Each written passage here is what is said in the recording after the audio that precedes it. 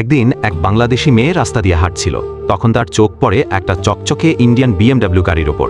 মেয়েটি খুশিতে গাড়ির কাছে যায় এবং গাড়িটির সাথে সেলফি তুলতে লাগে। ঠিক তখনই ইন্ডিয়ান BMW গাড়ির ধনী মালিকা সেখানে চলে আসে আর বাংলাদেশি মেয়েটির চুল ধরে ইচ্ছে মতো মারতে থাকে এবং বলে, তোর সাহস কি করে হয় আমার গাড়ি ধরার?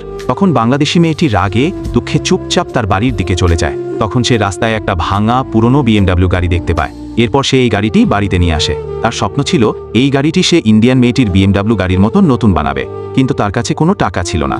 তাই সে তার ফোন বিক্রি করে দেয় এবং তাতে যেই টাকা পায় সেটা দিয়ে একটা ছোট্ট মুদি দোকান খোলে। কিছুদিন পর এক ধনী লোক তার দোকানে আসে এবং সবকিছু কিনে নিয়ে যায় আর চলে যাওয়ার সময় তাকে একটা টাকা ভর্তি ব্যাগ দিয়ে যায়। সেই টাকা দিয়ে সে তার গাড়ি মেরামতের সমস্ত যন্ত্রপাতি কিনে আনে আর গাড়িটি মডিফাইয়ের কাজ শুরু করে দেয়। কখনো নতুন টায়ার লাগায়, আবার কখনো ইঞ্জিনে রং করে। কিছুদিনেই তার স্বপ্নের গাড়িটি তৈরি হয়ে যায় আর গাড়িটি টেস্ট ড্রাইভের জন্য বাইরে নিয়ে যায়। তখন সেখান দিয়ে ইন্ডিয়ান মেয়েটি তার গাড়ি নিয়ে যাচ্ছিল এবং বাংলাদেশি মেয়েটিকে তাচ্ছিল্য করে বলে, গাড়ি কিনলেই হয় না, চালাতে জানতে হয়।